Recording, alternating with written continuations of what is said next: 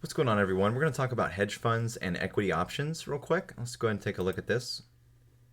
That's the planet Earth in the background. So, introduction. A key feature of hedge funds lies in their high level of flexibility and the selection of investment, hedging, and trading strategies.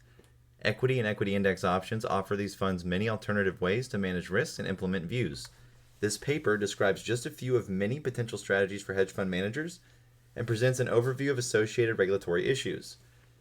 It's basically exploring ways to hedge, monetize, and diversify a portfolio by using listed options.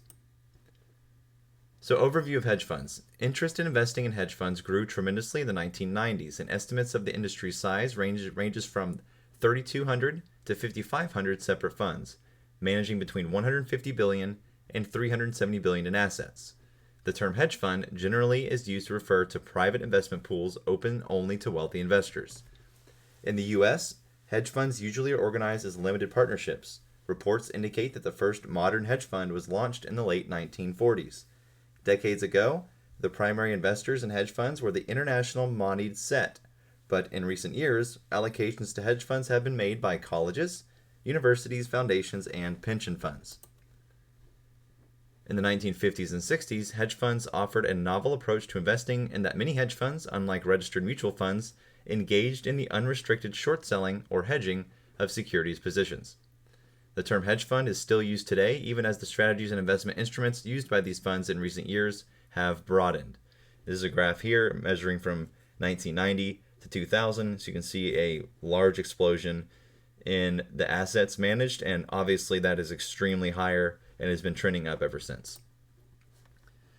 The call purchase is a type of strategy of call options that we're going to talk about. It's the purchase of call options, or the purchase of call options in general, enables hedge fund managers to obtain equity market exposure with a limited, predefined risk. An advantage of buying calls is that leverage can be controlled. Market exposure can be more or less than the outright purchase of stocks. Bull call spread.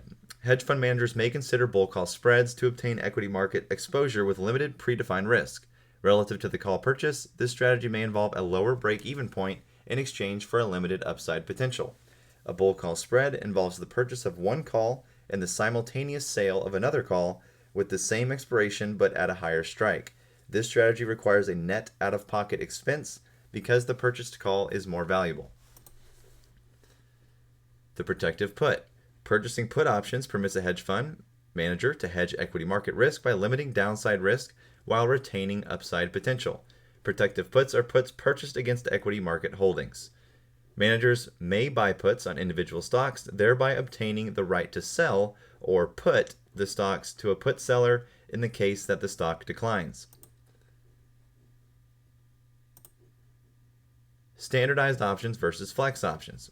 Hedge funds considering the use of listed options may wish to consider both standardized options and flex options. Standardized options grant the holder of an option the right to buy or sell at a standardized exercise price for a standardized period of time. The Chicago Board of Options Exchange, or CBOE, introduced standardized exchange-listed options in 1973. Flexible exchange, or flex options, were developed in 1993. Flex options allow the investor to select non-standardized contract terms for such components as the exercise price, expiration date, and style, e.g. American versus European style. And the difference between American and European style is that European can only exercise their contracts on the day of expiration, while as Americans style can do it whenever, as long as it's prior to the expiration date.